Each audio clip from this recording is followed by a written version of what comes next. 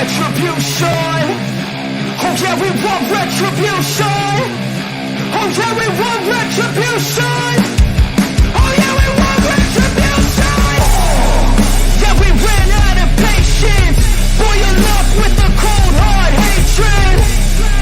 I can feel the vibration. Feet in the streets, it's a new sensation. I wanna break faces on the pavement. I wanna make greatness look complacent. Adrenaline awakened, I can taste it. We can make an impact, grab and then take it. Like a disease, bring them to their knees. Thanks for their disease. Just like a weed.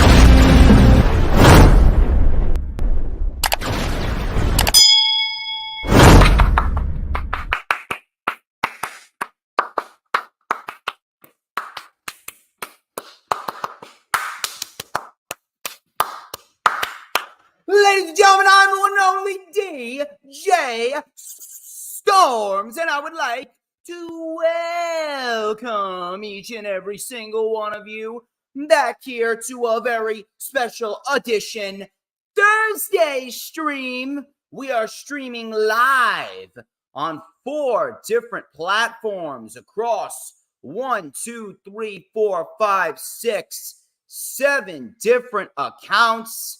And man, oh man, we got another loaded show, as Thursdays are pretty much becoming my day. As of course, you already know who I am, Mr. Controversy, and the operator of the best damn Twitter handle, now it's X, formerly known as Twitter, handle,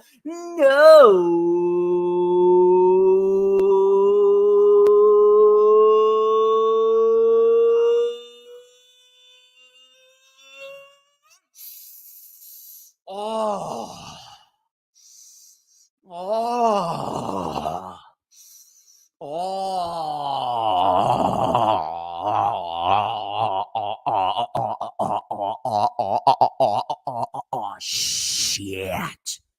Do you smell that? That is succulent. That is invigoratingly glorious. You know what that is right there? Take a good long breath in. You just gotta feel. That right there is the smell of pure motherfucking excellence. Wait for it. Wait for it.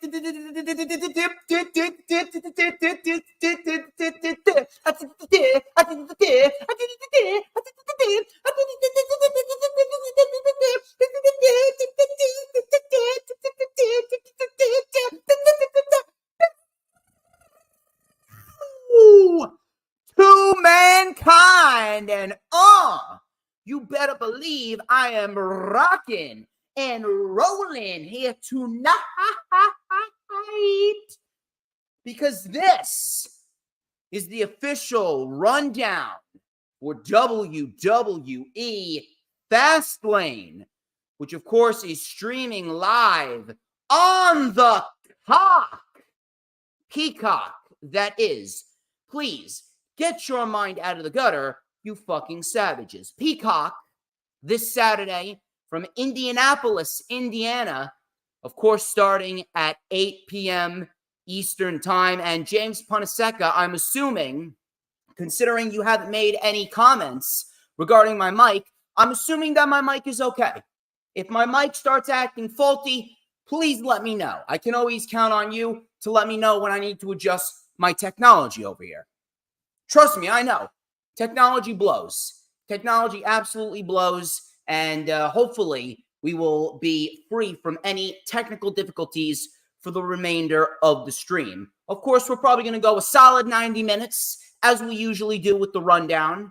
I would like to thank each and every single one of you for tuning on in. So far, James Punaseca is the only one that's commentating.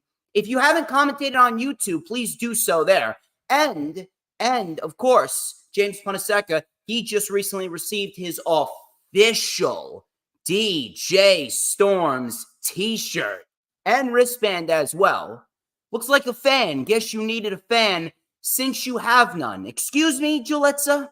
Excuse me? Everybody wants to be a fan of DJ Storms, aight? So please, make sure you check yourself because you've already wrecked yourself. Anyway, we have a lot to talk about, to say the least. Obviously, we're going to dissect everything that's going down at FastLane. I do have a rant that I want to get out regarding NXT and their blatant pettiness that's going down next Tuesday on the USA Network because AEW was forced onto Tuesdays because of the MLB playoffs, and some people want to come out of the woodworks and claim, well, what's NXT supposed to do? What are they supposed to do? Are they supposed to share the market space when AEW is trying to counter-program them? These fucking retards come out of the woodworks to try and justify the blatant pettiness of NXT. How about NXT actually make do with the roster that they have? The show is an over-convoluted fucking mess of epic proportions. And trust me, we're going to rant on that. We're actually going to rant on that first thing. But I do want to get a few things out here. Of course, first things first, if you have not already done so, please make sure that you are following me on social media, both on X and on Instagram. And I'm completely out of it right now. This is how stressful I've been at work. I got the wrong banner flown on the bottom right there. I got the lightning flash update banner flown on the fucking bottom right there. Let me correct myself. There we go. Now it's the rundown. Now it's okay. Now everything's correct, or at least everything should be correct going forward. Please make sure you follow me on social media, whether it be on X or Instagram, at HistoryMakerDJS. Once again, at HistoryMakerDJS, both on X and Instagram. Please make sure that you add me on my personal Facebook as well. For collaborations and business inquiries, please make sure that you send me an email. My email is, of course, StormsTakeOver@gmail.com. Please make sure that you like the official DJ Storms business page, which we are live on right now. And I may just send you an invite to join the official DJ Storms Posse group on Facebook. That is, all of those links are in the description as we speak. It is very, very vital that you share me out so that way everyone can get a little dose of DJ Storms. Everyone needs a little bit of DJ Shizzle Bizzle in their life because it is a known fact that when I'm part of people's lives, things just become better. I enhance people's lives. That's just how it goes. It's a fact of life. And if you ain't getting your dose of DJ Storms, you ain't living. Please make sure, if you have not already done so, go check out the rewind for NXT No Mercy. That streamed live this past Sunday, October 1st at 2 p.m. 2 p.m. Eastern Time with the rewind for No Mercy. And we dissected what was, surprisingly, a very, very, very solid show for the 2 hours and 45 minutes that it went. We did have two very good matches in the closing segments of the show with Dragunov and Carmelo Hayes, and then Becky Lynch and Tiffany Stratton in an Extreme Rules match. We also had a very, very good Fatal 4-Way Tag Team match. Baron Corbin and Braun Breaker. They had a decent little match for the time that they were given. That is up on the channel right now, and the link is also in the description. So if you have not already done so, please go and check it out. If you missed it, I believe we are almost at 100 views for the rewind for NXT No Mercy. Also, we went 3.5 hours, if you could believe that. 3.5 hours with HooliGrim. 3.5 hours with HooliGrim. This past Monday, I was off on Monday. I was off from work on Monday, and thank God that tomorrow was Friday, but I was off from work on Monday, and me and HooliGrim, we went 3.5 hours from 2 p.m.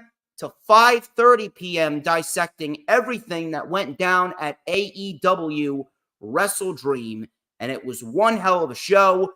Not the best pay-per-view that AEW's put on, but it was still an excellent show, and it was easily in the top 5 pay-per-views of the year, especially the last 4 matches on that show. And if you haven't gone out of your way to watch Hangman Adam Page versus Swerve Strickland, please go out of your way to watch it, because that was a damn good match. And I mean a damn good match. And it has absolutely elevated Swerve Strickland tenfold. If anything, I would have Swerve Strickland win the TNT Championship, if I'm going to be quite honest.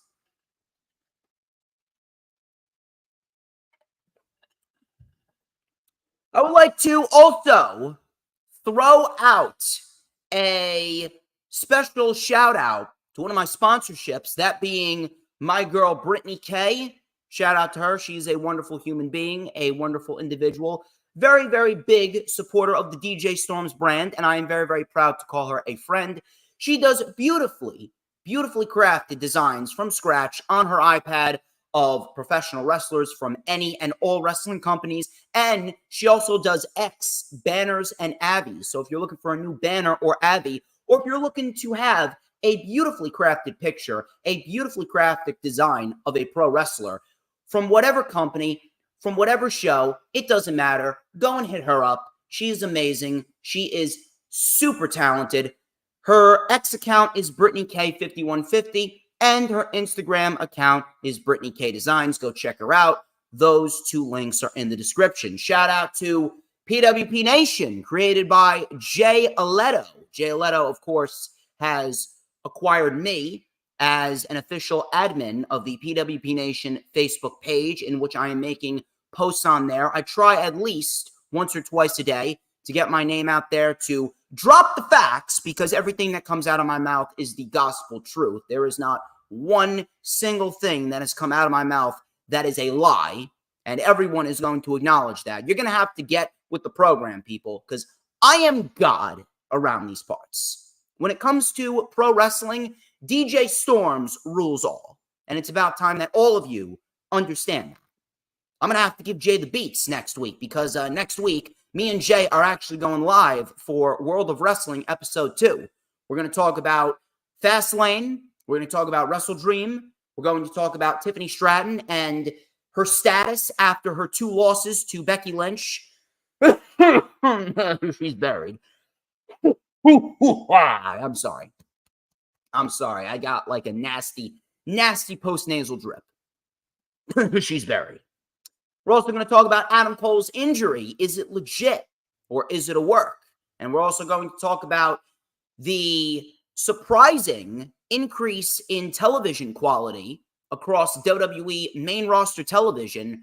What is the cause of that? Is there something going on backstage that we don't know? Is the government investigation of Vince McMahon taking place and it's not being made public? We're going to discuss that as well. So we got plenty of good topics coming to you guys next Tuesday, October 12th, 7:30 p.m. Eastern Time for World of Wrestling. You can also check out pwpnation.com, and of course, follow the PWP Nation Facebook page. We are closing in on 40,000 subscribers. You are not going to want to miss out on anything going around PWP Nation's parts of the woods. Trust me, 40,000 followers over on the PWP Nation Facebook page. It is massive. We are growing at a rapid rate. Not to brag or anything, but I think we all know the reason why. Anyway, please make sure, if you have not already done so, you go and check out CISRecruiters.com. Corporate Information System is an official sponsor of the DJ Storms brand. Corporate Information System is a wildly touted, recruited company by Forbes.com that named it one of the best recruiting firms in America. I'm telling you, it's the real deal.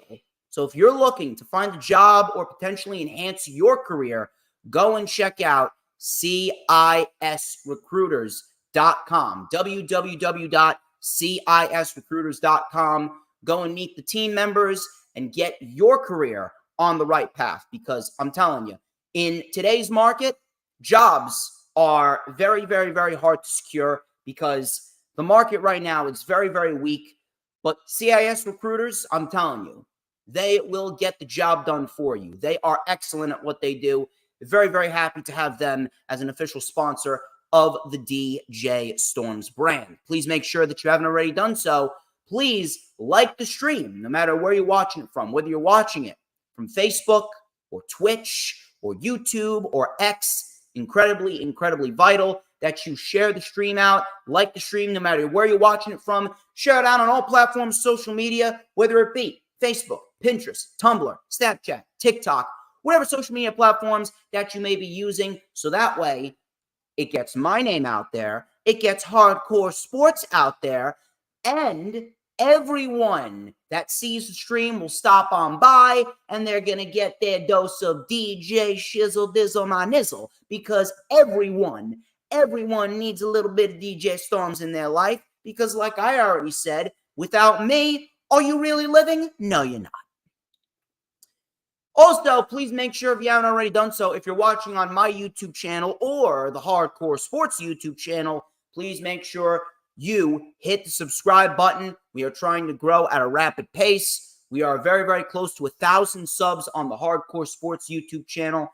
And, of course, on my channel, we are very, very close to 2,200. I'm trying to boost up these watch hours as well. So, hopefully, the rundown for Fastlane tonight is absolutely going to help that. So please make sure you hit the subscribe button, whether you're watching on the Hardcore Sports YouTube channel or my YouTube channel. And when you hit the subscribe button, you got to hit that notifications bell with a huge coup de grace, because that way you're going to know whenever I pop up on YouTube. Because whenever I pop up on YouTube, oh, baby, it is the absolute best time to be on YouTube. You know why? Because it's the only time that you're going to get to see this glorious sideburn chin strap combination and this beautiful mustache right here. Hold on, it's lodged away in my pocket somewhere. I just gotta find it. Oh yeah, you already know what time it is. This beautifully crafted magical ace comb. Hold on a minute,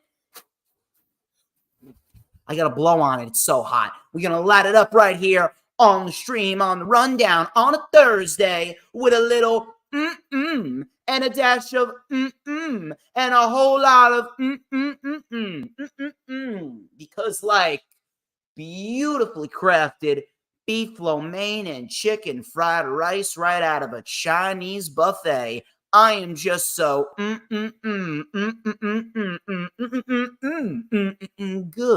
I am the tastiest snack in the IWC. Hold on, a couple hairs are out of place right here.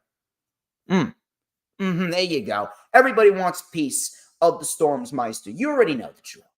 I mean, come on. Anyway, why don't we skip the pageantries now, and why don't we get right into the festivities here on the rundown?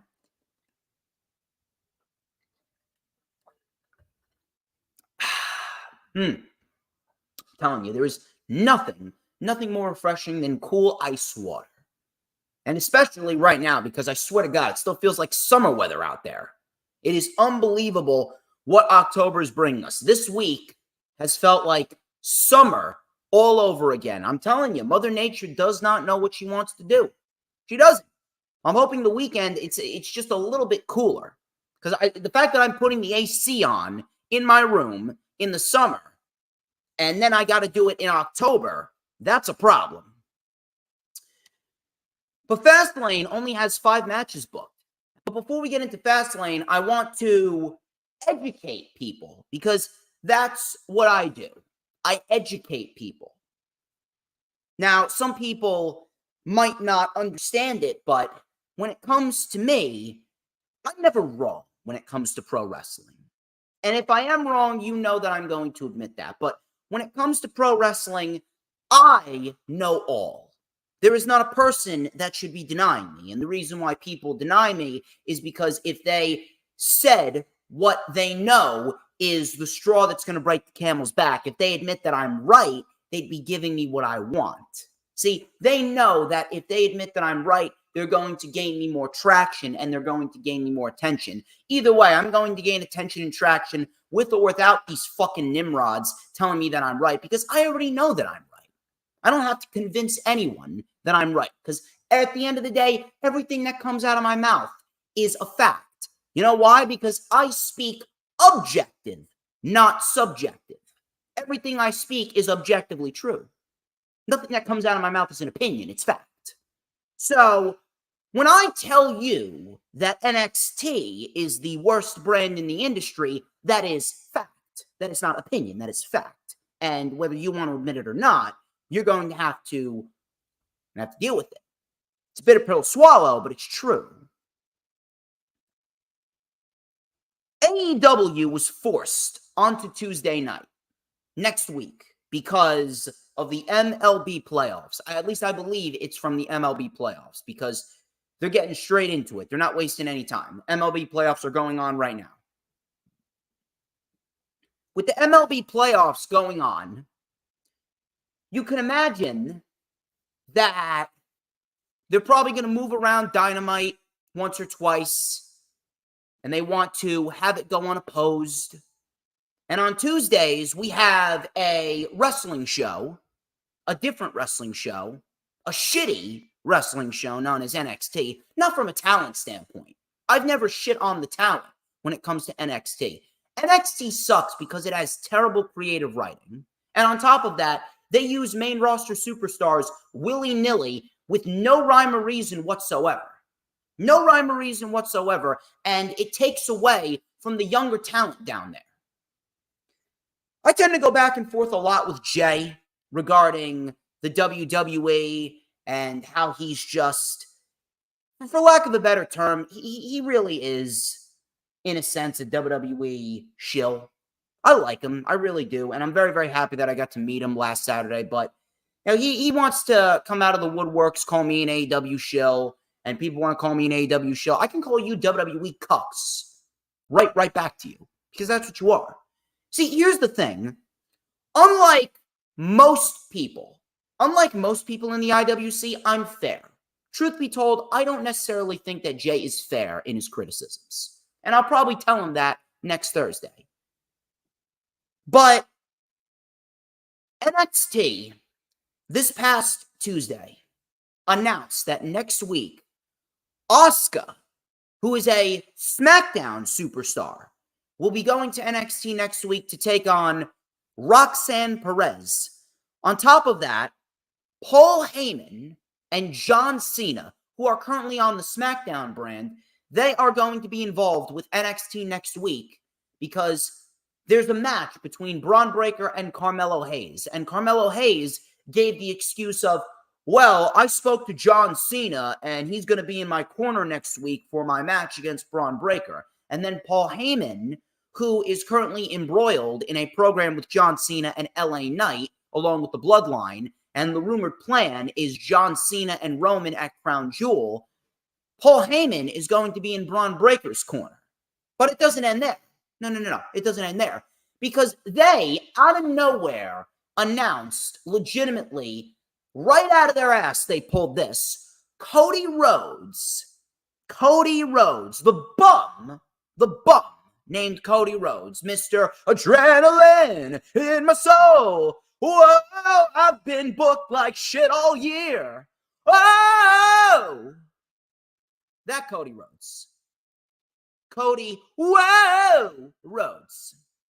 He's going to be on NXT next week with a major announcement. I'm going to be on NXT with a major announcement. And when I saw all of these announcements, I was fucking seething. I had steam coming out of my ears. I wanted to break my TV. That may have been the most I've raged as a wrestling fan probably since WrestleMania 34. I legitimately shut that pay-per-view off after the AJ Styles Shinsuke Nakamura match because of how bad they portrayed both of those men that night, how they held them back, how it was just a very lukewarm, very lackluster match that didn't even break out of the first gear, and it was just a complete, and I mean a complete clusterfuck of an event that ended with one of the worst WrestleMania main events of all time with Roman Reigns and Brock Lesnar. I was seething at that show. I was seething on that night, which I believe was April 8th, April 8th, I believe, 2018, if I'm not mistaken. I wasn't happy. I was not happy. I was not happy this past Tuesday, not because of the fact that the main roster stars are simply appearing on NXT. It's the intent. A lot of people want to insinuate that I have an agenda against NXT. No, I don't have an agenda against NXT. The show just sucks donkey balls. It's not that hard to understand. All you need to do is watch the show. If you watch the show and you are not understanding why it sucks donkey cock, you're the fucking problem with the IWC. I'm sorry. AEW was put on Tuesday night with absolutely no intent of counter-programming NXT. People want to bitch and moan and say, well, what about Edge and Luchasaurus being booked for Title Tuesday? Edge was booked in a match against Luchasaurus, or Adam Copeland was booked in a match against Luchasaurus for the simple fact of they're not on their normal night. They're not on their normal night, so they need to book a big match in order to retain the viewers that they're possibly going to, that they will definitely lose on Tuesday night. They don't give a shit about NXT. AEW's never given a shit about NXT. AEW's whooped NXT's ass many times over. AEW owns NXT. AEW has owned NXT for a long, long time in terms of ratings and in terms of quality. So I don't know what the fuck you're talking about when you're trying to insinuate that AEW is trying to counter-program NXT by putting Edge in a wrestling match against Luchasaurus. They did that because they are fighting an uphill battle because they're not on their normal night. It has nothing to do with NXT. You know why I'm pissed at WWE? You know why I was fucking seething? You know why it is pathetic at what WWE is doing? You know why it's absolutely undefendable? You know why people are upset? It's because of the intent behind it. It's pure pettiness. I'm sorry to tell you, but competition, it don't make the product better whatsoever. I'm sorry, but whatever this narrative of, you know, competition makes the product better, it don't do shit. It may have worked in the Monday Night Wars era, but during the Monday Night Wars, that was an era where anything could happen. Nothing was off the table. That was an era unlike any era in pro wrestling. It will never be duplicated again. Nowadays, competition, it's not fucking fun anymore. Competition does not make pro wrestling fun whatsoever. Dynamite is not fun when they're trying to compete against NXT. NXT is not fun when they're trying to counter-program AEW. Matter of fact, both products are worse when they're counter-programming each other. NXT has gotten worse since it started to go head-to-head with AEW.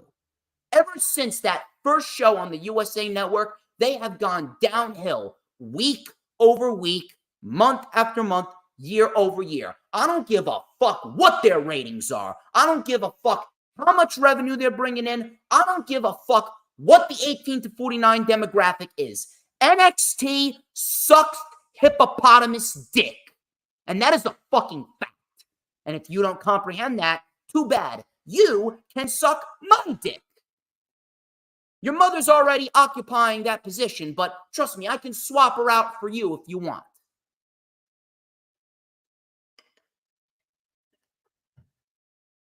And another thing, I find it so hilarious. I really do. So hilarious how WWE wants to go out of their way. Vince McMahon wants to go out of his way and say, oh, we don't really see AEW as competition the same way that we looked at WCW as competition, pal. Ah.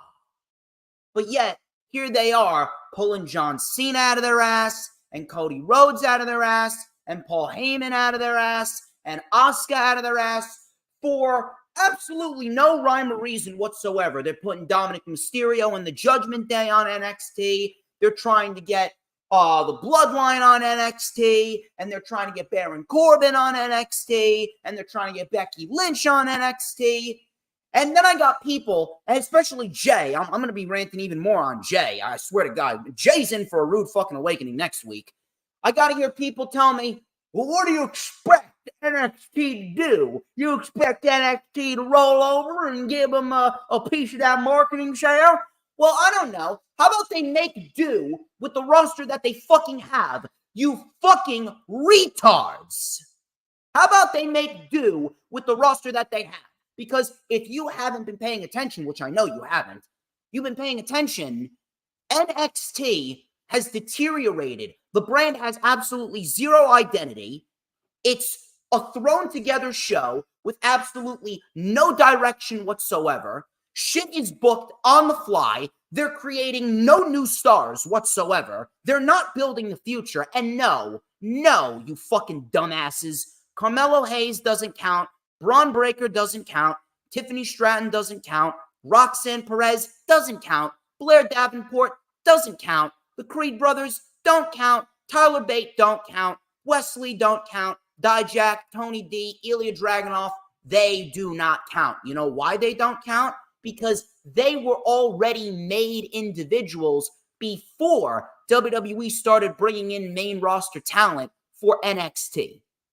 They were already solidified main roster talent call-ups before WWE started bringing in Becky Lynch and Baron Corbin and the Judgment Day and Cena and Heyman and Asuka.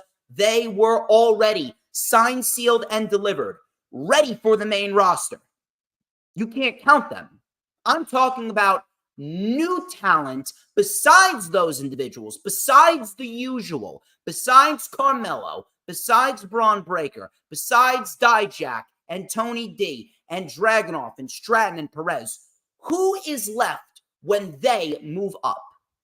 Who is underneath them? Who have they built up to take the spot of a Tiffany Stratton or a Roxanne Perez or a Carmelo Hayes or a Braun Breaker or a Dragunov? The answer is nobody.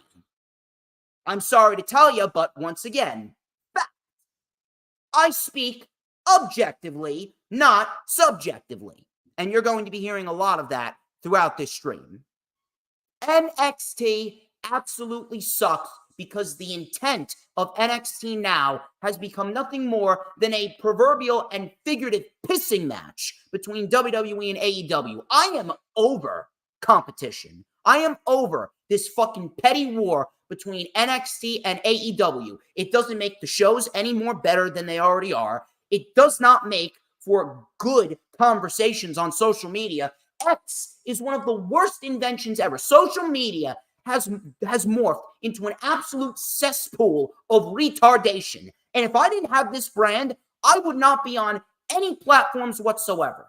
Because I, quite frankly, do not give a shit. I have to search far and wide to find someone halfway intelligent because everyone on that app has the IQ of a fucking fruit fly.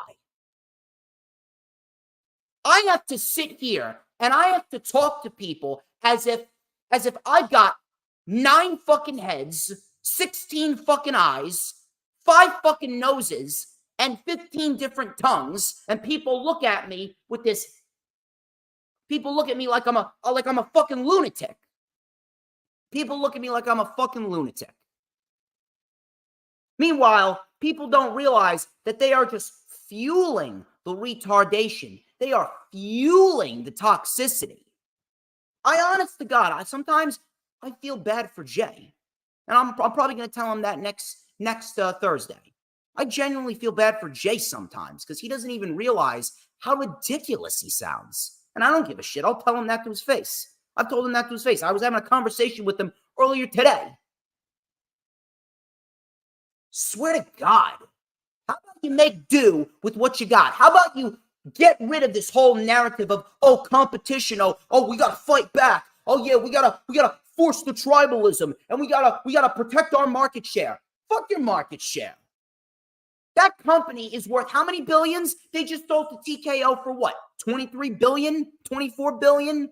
It's got to be over 10 billion at least. How many fucking billions is WWE worth now? How much money are they getting paid from Saudi Arabia? How much money are they getting paid from NBC Universal? How much money have they gotten paid from Fox? How much fucking money? How much fucking money are they getting paid from all of these individuals? But yet, no, they got to protect their market share for NXT. Guess what? The moment that NXT stops using the main roster talent, I swear to God, that right there will be the moment that NXT goes right back to where it was prior to where it was before they brought in the main roster superstars. You want to claim that the audience is growing year over year? Oh yeah, the audience is growing year over year. No, it's growing simply because of the main roster stars. The fucking moment that those main roster superstars stop appearing on the show is the moment that the show goes downhill. And I am sweating my fucking testicles off right now, ranting and raving about this shit. Motherfucker, man. What's next? You gonna bring Roman Reigns on the show? What's next? Are you gonna bring fucking Charlotte Flair on the show? Yeah, how'd that work out the first time around? Why am I pissed at WWE? It's because of their pettiness. Their pettiness and their hypocrisy. It's a turnoff. And whether you want to admit it or not, it's bad business, and it's actually going to drive people away. Of course, Jay's going to look at me like I don't know what the fuck I'm talking about, when in reality, he knows, and everyone else knows, whether it be Brad Shepard, whether it be that fucking moron, Raj Giri, whether it be Ryan Satin, whether that be Sean Ross Sapp, I don't care who the fuck it is. Everyone knows that when DJ Storms is talking, everything that comes out of his mouth, my mouth, is 1,000% true. Whether you want to admit it or not. And if you don't like anything I just said, you don't like the facts, you can suck my balls. I don't give a fuck. Fuck you. Fuck your money. Fuck the business. And fuck your competition. I speak objectively, not subjectively.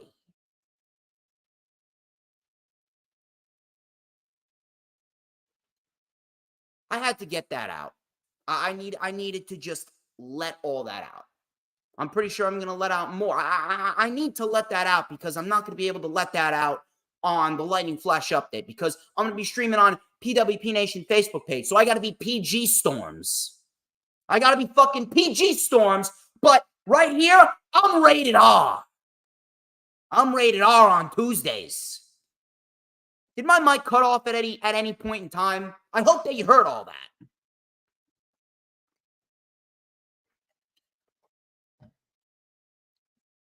We got to get that trending in the chat.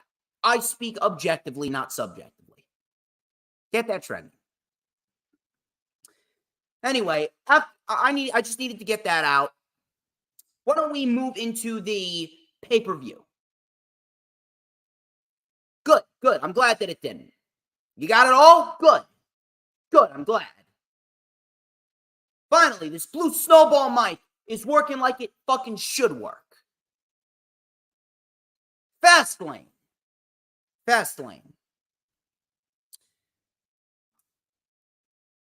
I'm not going to lie. FastLane, I have not minded the build whatsoever. I have not minded the build to FastLane whatsoever. FastLane has actually been built up pretty decently. And WWE TV, specifically Raw or SmackDown, not NXT, because fuck NXT. But Raw and SmackDown have actually been pretty decent the last couple weeks. We've been getting a lot of decent material from the in-ring wrestling. Stories have been developing. I'm pretty sure we're gonna at least get one more match. I mean, we should get at least one more match for FastLane. We only have 5. But I am actually looking forward to FastLane. I'm looking forward to seeing what they do. It should be a decent show. And the majority of WWE Premium Live events outside of the Royal Rumble and SummerSlam, every other Premium Live event for WWE has been very good. So I'm actually interested in seeing what FastLane produces. It looks like a pretty decent show. And I hope that pro wrestling continues its momentum from last weekend, because last weekend was a very good weekend. NXT No Mercy, very solid. WrestleDream was spectacular. So if we can get a good show with FastLane, then I think we are developing ourselves on a nice little hot streak. We got a lot of good stuff going on in the world of pro wrestling across both WWE and AEW TV. Charlotte Flair, Io Sky, and Asuka. This is a triple threat match for the WWE Women's Championship. Now, this match clearly was made because WWE could not bear to leave Charlotte Flair off of a WWE Premium Live event and not have her in the championship title hunt. Because, I mean, if Charlotte Flair's on TV, oh, we got to get her in the title scene. Even with Vince McMahon recovering from spinal surgery, we still cannot escape this fucking selfish piece of shit bitch, Charlotte Flair. That's why it's fuck Charlotte Flair all day, every day. Because she's a piece of garbage. This is pretty much the same match that we're going to get, that we got at SummerSlam with Bianca, Asuka, and Charlotte. And that wasn't even all that good. That was very, very forgettable. Very botchy, very sloppy at times. But I will say this, because Io's involved, I'm actually a little bit more intrigued. I'm intrigued, but at the same point in time, I'm nervous.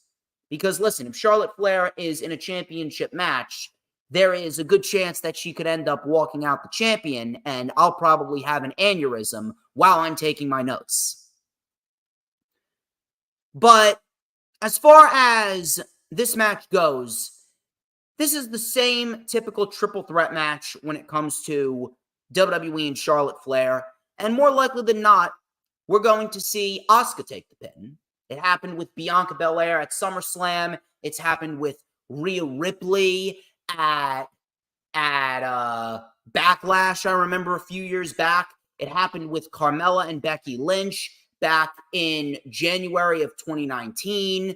I mean, it's the same shit over and over again. If Charlotte Flair is in a triple threat match, she is not taking the fall.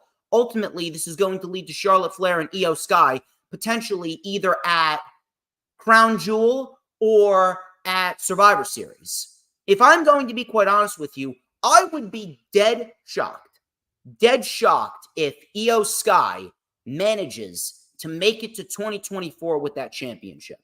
She should make it to 2024 with that championship because there is a story, a very simple shoe-in story that is waiting to play out with Bayley. Bayley and Io, that right there could very well be a defining moment for Io. If Bayley wins the Women's Royal Rumble, which I think that she could be the number one seed to win that match. I think she would be the best possible option to win that match. Bayley wins the Rumble, and we get a legit build towards the Damage Control leader and a Damage Control disciple feuding over the WWE Women's Championship at WrestleMania, and Io beats Bayley at WrestleMania. That right there would be a defining moment for Io. It would elevate her, it would elevate the title, and it would elevate her career to the next level. That's what Io needs. Other than Bayley, I really don't know who would be in top contention of winning the Women's Royal Rumble. Right now, it is a very, very, very unpredictable subject. Simply because of the fact that I cannot name you an individual right now that is worthy of winning the Women's Royal Rumble outside of Bayley.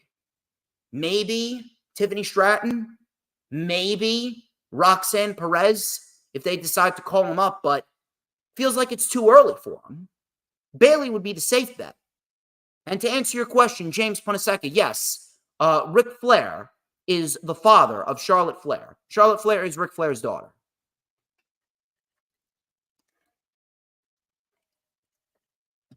She's not as good as her father, though. Don't get that twisted.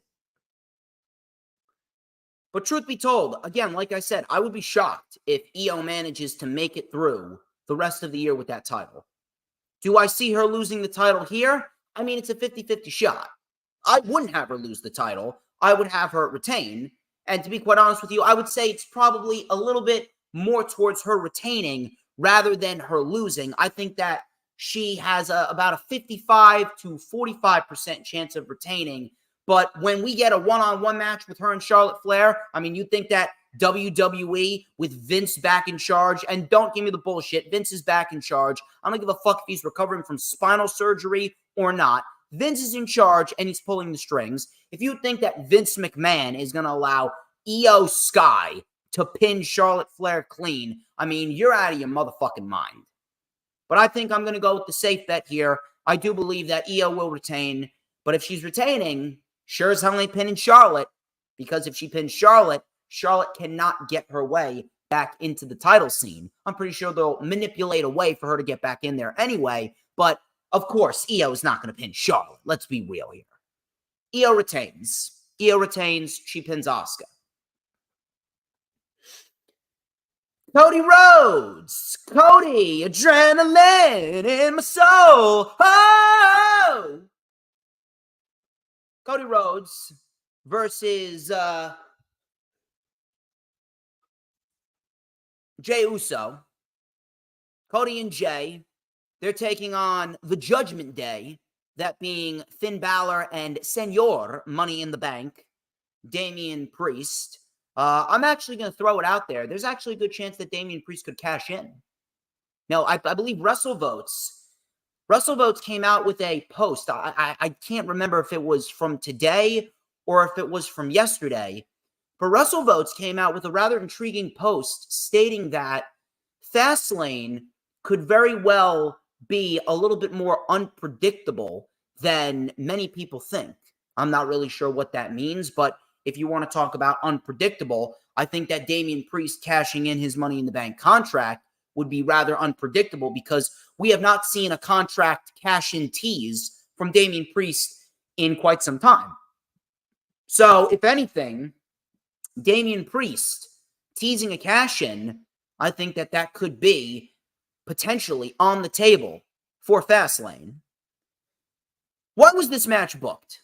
Why was this match booked between Cody Rhodes and Jey Uso taking on the Judgment Day? There's only two logical reasons that I could honestly come up with. Well, maybe three.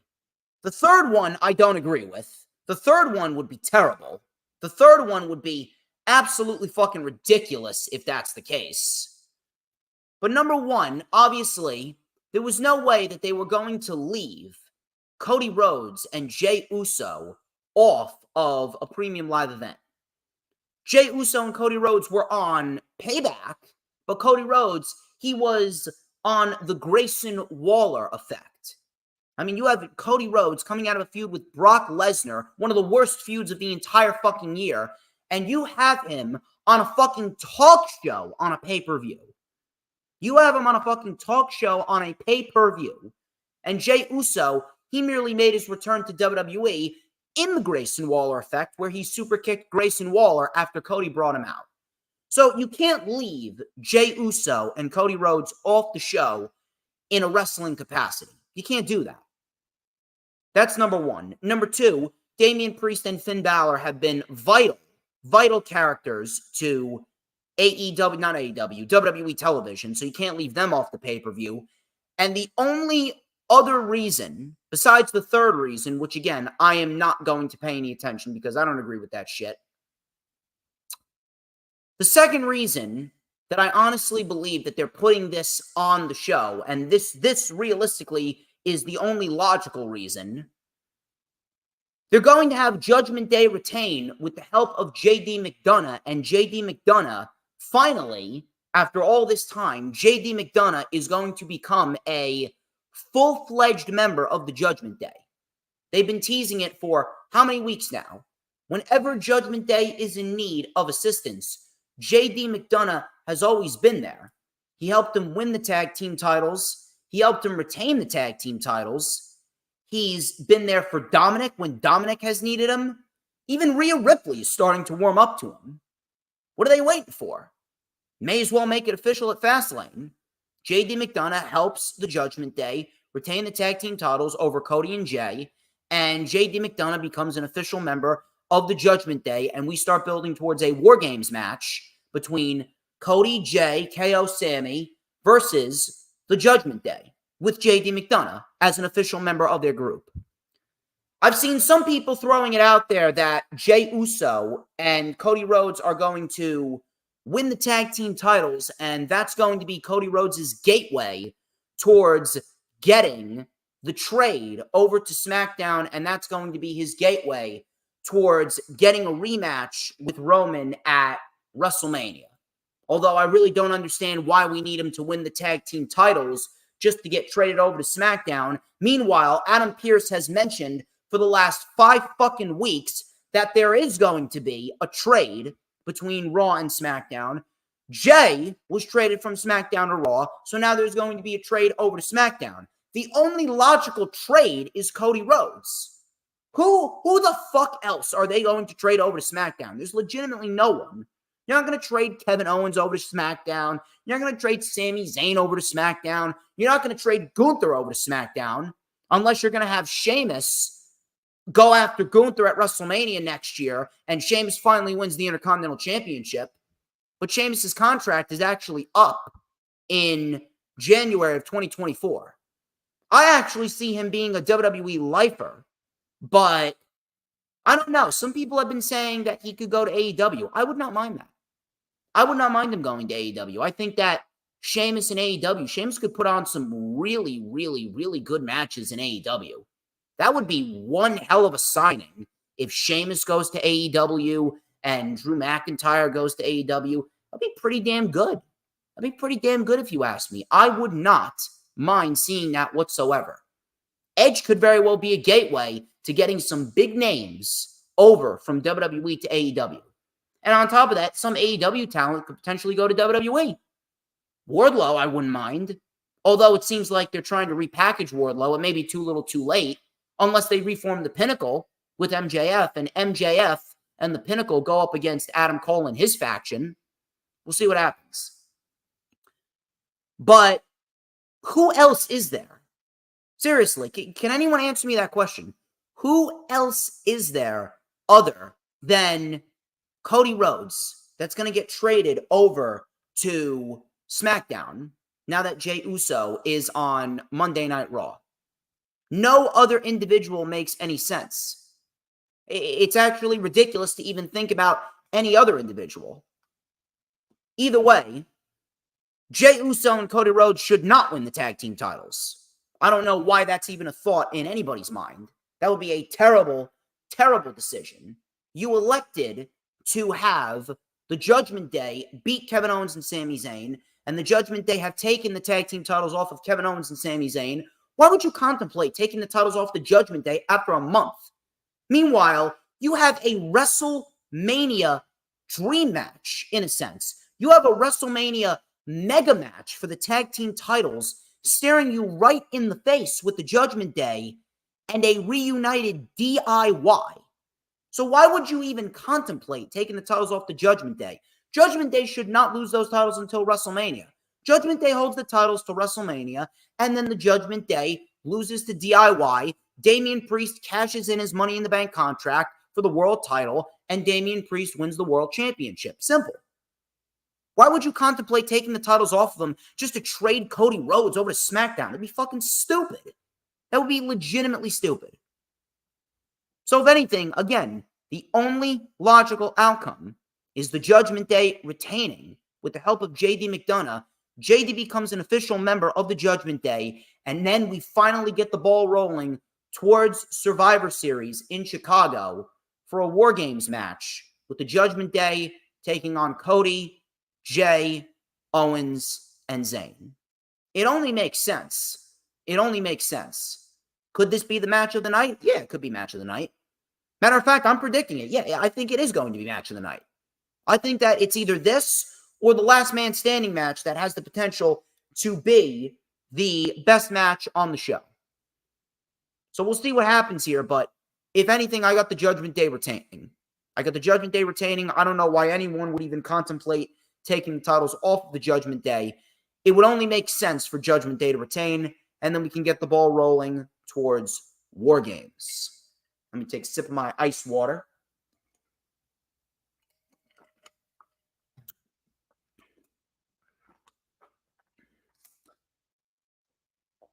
We are approaching 1 hour into the stream. I'm glad that everyone is enjoying the stream. I hope that everyone is having a fun time here on a Thursday. I'll be back on Saturday for the Lightning Flash update. That is going down at 1 p.m. Eastern time like usual. And then on Sunday, I'm throwing it out there, it is the rewind for WWE FastLane at 2 p.m.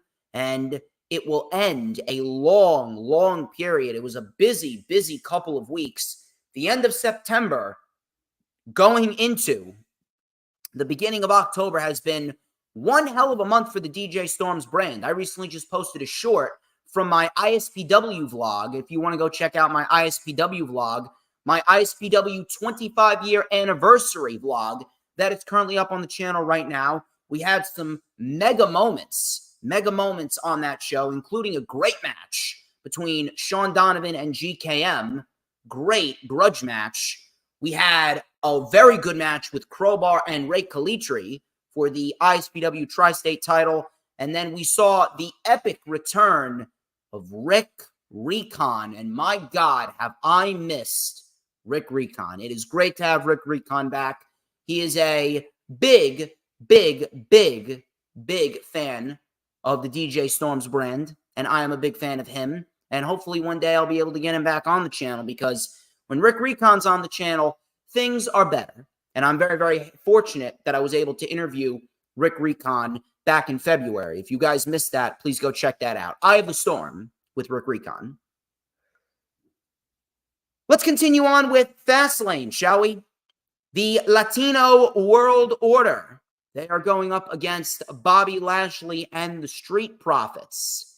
And I will be talking about this match specifically a little bit more in depth on Saturday's Lightning Flash update, because there's a report going around that Jade Cargill could very well make her WWE debut at Fastlane.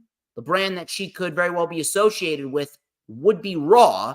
However, Bobby Lashley did state that he would actually love to have Jade Cargill as a part of his faction. If anything, I think that Jade Cargill would fit beautifully with Bobby Lashley and the Street Profits. She would fit like a glove right then and there. She could start out as a manager, and hopefully, since she is training in the PC, she could very well learn at a rapid pace. But in no way, shape, or form should Jade Cargill be pushed to the moon on the main roster like that. You can't do that. I don't give a fuck how she looks. I don't give a fuck if she's got a megastar body or if she can talk. If she cannot wrestle like an Io Sky, she ain't wrestling like a Bianca Belair, she should not be on main roster TV. If anything, she should very well be the woman to take the NXT Women's Championship off of Becky Lynch. That would be a much better route to go, rather than thrusting her on the main roster for no reason whatsoever other than the fact that, oh, she's got a megastar body. I don't give a fuck how she looks. I don't give a fuck if you have 16 abs. If you can't wrestle, you should not be on TV, on the main roster, let alone on the main roster. Latino World Order, though. Latino World Order. This is actually a little interesting. Not because of the Jade Cargill news, but it's rather interesting because Dragon Lee was at SmackDown last week. And when Rey Mysterio challenged the faction of Lashley and the Profits at Fastlane, Dragon Lee tried to jump the barricade when the Profits were beating down Rey Mysterio and Santos Escobar.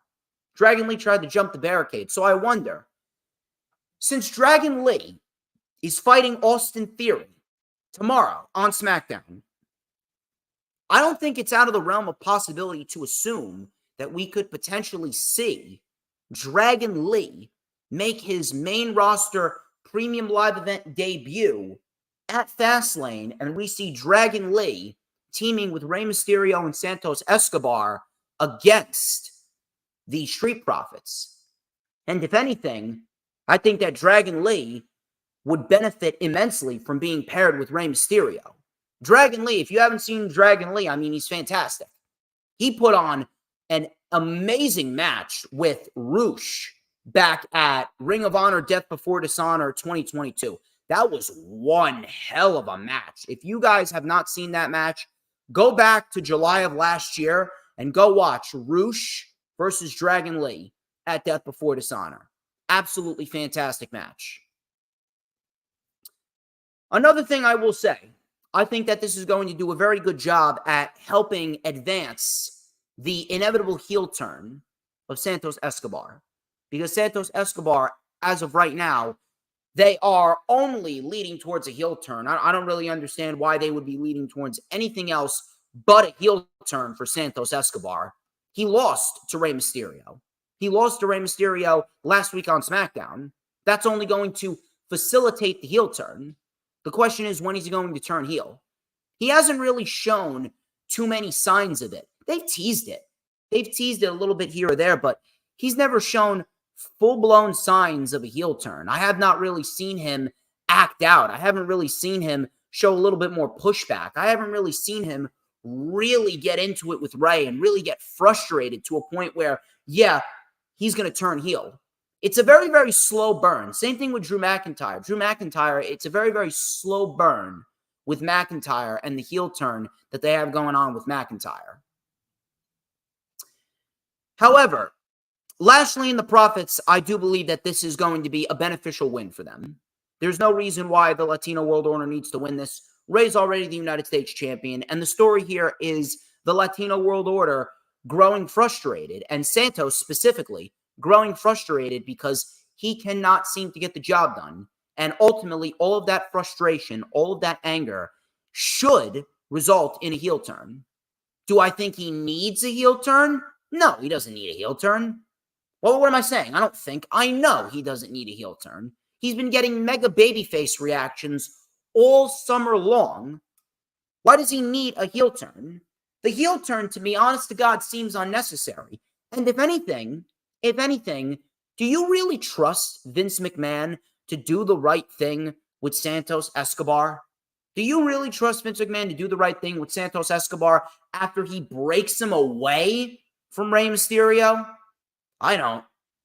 If anything, Santos Escobar right now is one of the luckiest individuals in the company because he is learning from Rey Mysterio. He's being protected by Rey Mysterio. He has the Rey Mysterio relevant card right now. But when he loses that card, when that card gets shredded, when that Rey Mysterio relevant card gets shredded, how is Santos Escobar going to generate any credibility for himself? You really think Vince is going to give him the opportunity? Yeah, they could turn him heel, but if you remember down in NXT, when he was a heel, he would always rely on Legado del Fantasma for assistance. It honestly reminded me of when Jinder Mahal would constantly rely on the fucking Singh brothers for assistance down in, not in NXT, on SmackDown when he was the WWE champion, a time that I would really like to forget, to be quite honest with you. I really don't understand why it's necessary to turn Santos heel, but, I mean, I guess I can't really complain too much because it is a serious story that they have going on, and that's all I've wanted with WWE. All I've wanted with the WWE is I have wanted serious storytelling. I have not wanted jokes. I have not wanted any sports entertainment bullshit. That is the bane of pro wrestling. I have wanted serious, legitimate stories giving us a reason to tune in to SmackDown every single week, and we're getting that because now we're seeing Santos Escobar slowly become frustrated little by little to a point where he will snap on Rey Mysterio. For all we know, it could very well result in a match at WrestleMania. Rey Mysterio and Santos Escobar for the United States Championship. So we'll see what happens. But in the end, the team of Lashley and the Profits should definitely come out victorious here. There's no reason why they shouldn't. If anything, Lashley and the Profits, I think Lashley and the Profits would be great contenders for Judgment Day and the tag team titles. Maybe we get a three-way War Games match. Who knows? Maybe Carmelo Hayes gets called up to the main roster. Maybe we get KO, Sammy, Cody, Jay versus the Judgment Day versus Lashley, the Profits, and Carmelo Hayes. Who knows? Who knows? I think that would be interesting. I think that would get all of those individuals in a major spotlight.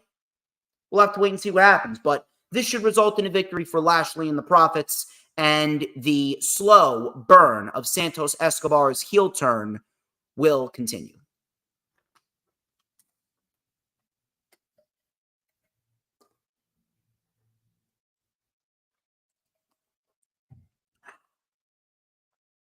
We got John Cena and the megastar LA Knight. Yeah. He is taking on Jimmy Uso, who I still don't know why the fuck he is even contemplating getting back into the bloodline. Jimmy Uso and Solo Sikoa. There are reports going around that they are looking towards Cena and Sikoa as a future big-time matchup on a major pay-per-view. Some people are calling it to happen at potentially the Royal Rumble or WrestleMania. I would not mind that. But it was supposed to be AJ Styles. That did not happen. That did not happen because the Bloodline took out AJ Styles leading up to the contract signing. I'm assuming that AJ Styles will probably be in contention for a potential world title match against Roman sometime after Crown Jewel. If it's not Cena, then it's got to be Styles. If it's not Cena, it's got to be Styles. I really don't understand who else is there, unless you're going to put LA Knight up against Roman, which would be a terrible idea, unless you're going to have LA Knight win. But why would you put LA Knight up against Roman at this stage right now when, realistically speaking, Roman Reigns doesn't look like he's ever losing that fucking championship? And at this rate, I may very well have to boycott WWE because of their just growing fetish with Roman. I really don't understand it. Why does he need to continue? Roman's had a career that many people would kill for. What good is his title reign doing right now? This is what people don't understand. Roman Reigns is doing more harm as the champion than good. And I got to be the one to educate people on this topic because everyone else is too much of a retard to understand. The shit that I do for the IWC.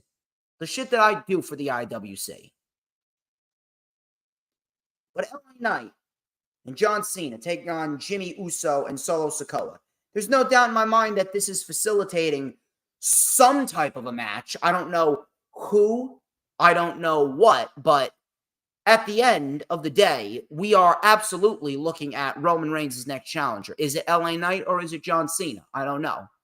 For all we know, if Jimmy Uso and Solo Sikoa don't get the job done, we could very well see a number one contenders match at some point on SmackDown this month. We could very well see John Cena versus LA Knight on SmackDown, and the winner will probably go to Crown Jewel to challenge Roman Reigns for the Undisputed Championship, which I wouldn't mind whatsoever.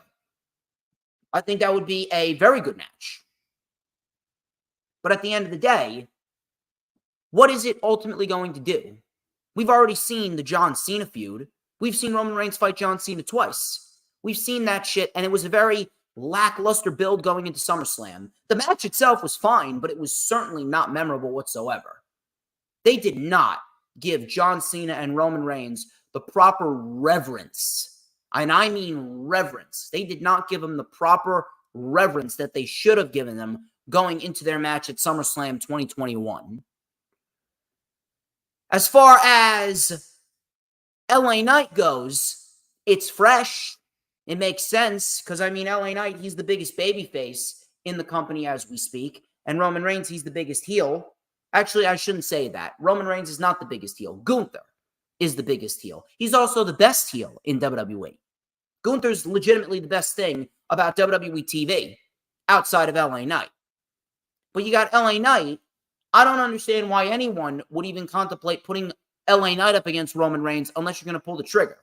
Think Roman Reigns is losing at Crown Jewel? You think they're going to pull the trigger on Roman Reigns losing the Undisputed Championship at Crown Jewel? They didn't even have him defend the championship.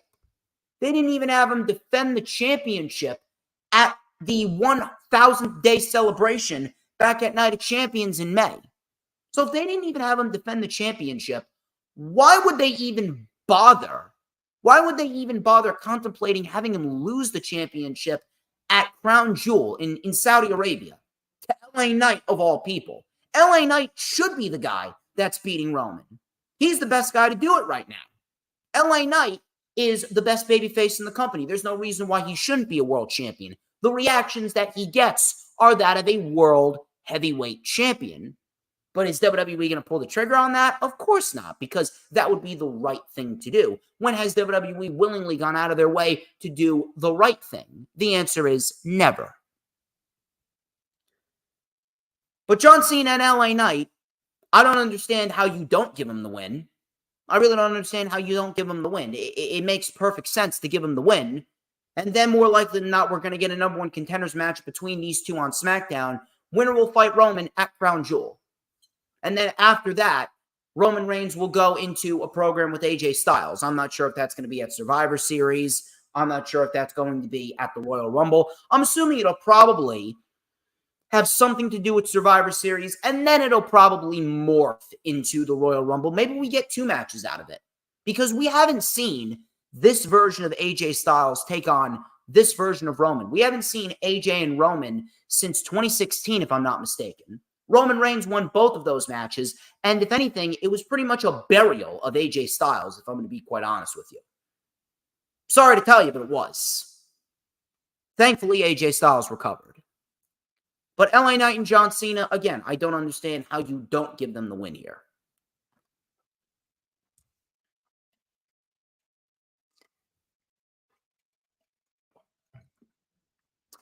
The main event, or the match that should be the main event, Seth Rollins and Shinsuke Nakamura in a last man standing match for the World Heavyweight Championship. Now, initially, I was saying that this feud has absolutely no heat. The feud has absolutely no heat, and I was right about it because it didn't. The feud had absolutely no heat whatsoever. Nakamura legitimately resonated to everyone as, yeah, this guy is a clear-cut interim challenger. This guy is nothing more than an interim challenger for Seth Rollins and the World Heavyweight Championship. And it was true. It came off like that. The match that they had at Payback was a very good match, don't get me wrong. It was a very good match in the sense that they always have good chemistry, but no one really believed that Nakamura was going to win the World Heavyweight Championship. No one really believes that now. However,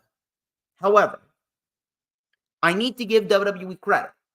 I need to give them credit. And once again, like I said, I'm fair. I'm very, very, very fair. WWE, over the course of the last 2 to 3 weeks or so, has done a very, very good job at building up the rematch between Rollins and Nakamura at FastLane.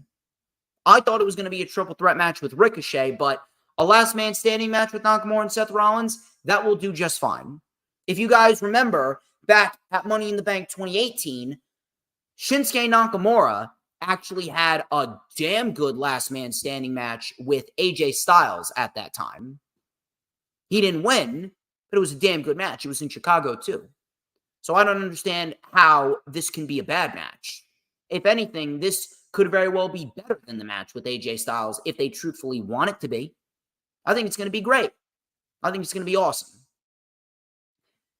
Now, the one thing I have to give WWE credit for is they really ramped up Nakamura's viciousness. Nakamura was very calm. He was very, cool and collected and methodical. He didn't really show too much teeth during the build for Payback.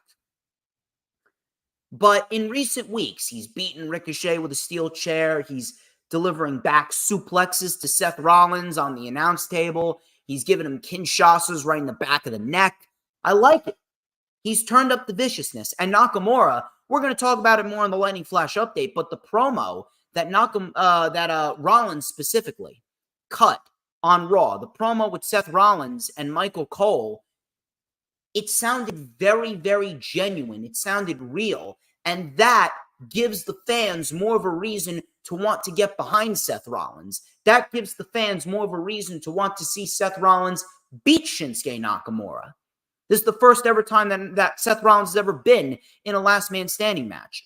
It's shit like that that is going to make people want to root for Seth Rollins to retain the World Heavyweight Championship. Now, do we see a cash-in by Damian Priest? I don't know. I do not know. Possibly. I'm not going to rule it out. I don't think that it's a definite. I don't think that it's definitely not going to happen, but we'll have to wait and see. Again, the report from WrestleVotes, unpredictability. The show is not going to be as predictable as some people think. Well, the only unpredictable thing that I can honestly think of is Damian Priest cashing in and winning the World Heavyweight Championship. Now, personally, I wouldn't do that. I wouldn't do that yet, at least, simply because of the fact that Seth Rollins, he's been killing it as the world champion.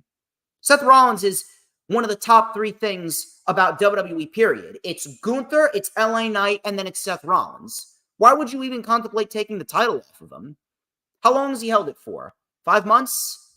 You're really going to contemplate taking the title off of Rollins after 5 months? Not even? 30 days, I think, somewhere around that vicinity range.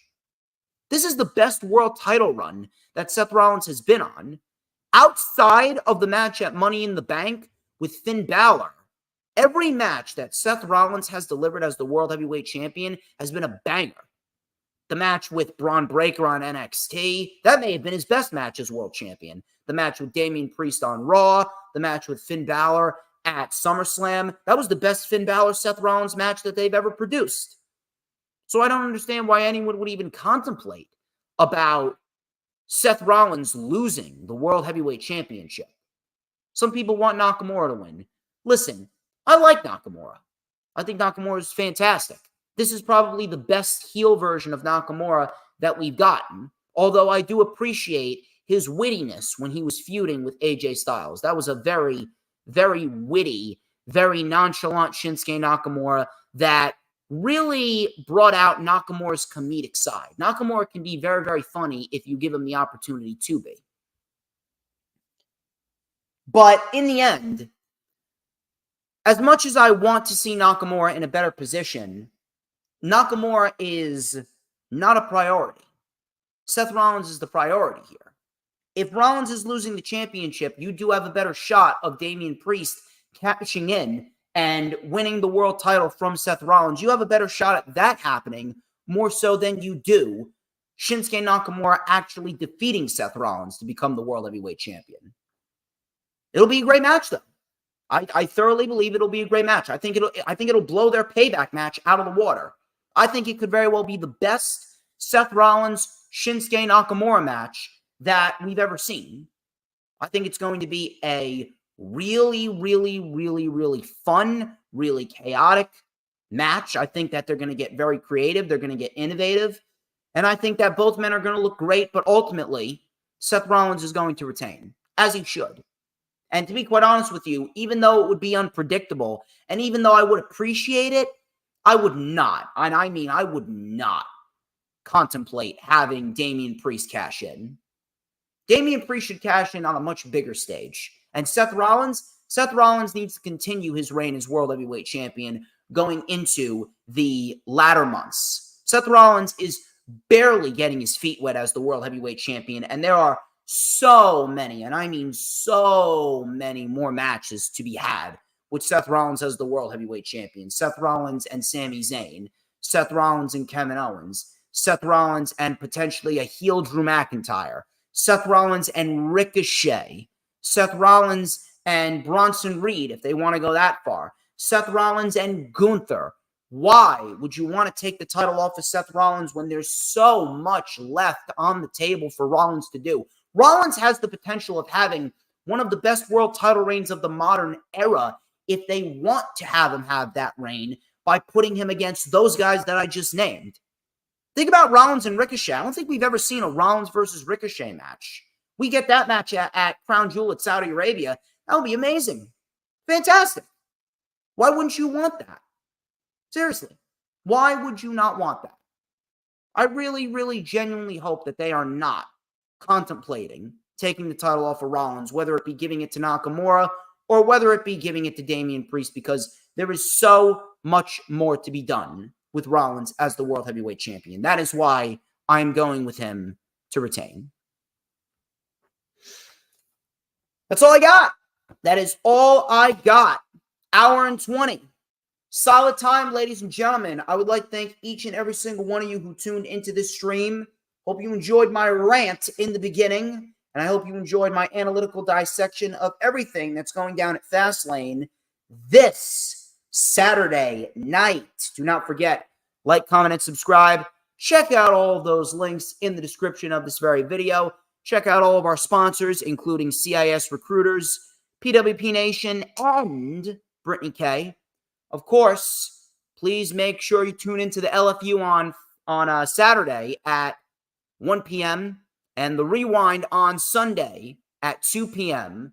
And then next Thursday, 7:30 p.m. Eastern Time, me and Jay Leto are back in business with World of Wrestling. You are going to want to tune in. Plenty, and I mean plenty of good material to discuss. But until then, I am DJ Storms, and this has been The Rundown. But before we get out of here, y'all got to answer the question because it's incredibly vital. Ladies and gents, who runs the IWC? Let me take a sip of my ice water here. Wow. I will tell you who runs the IWC. Who? But DJ motherfucking Storms. And don't you forget it. 'Cause we want retribution. Oh yeah, we want retribution. Oh yeah, we want retribution.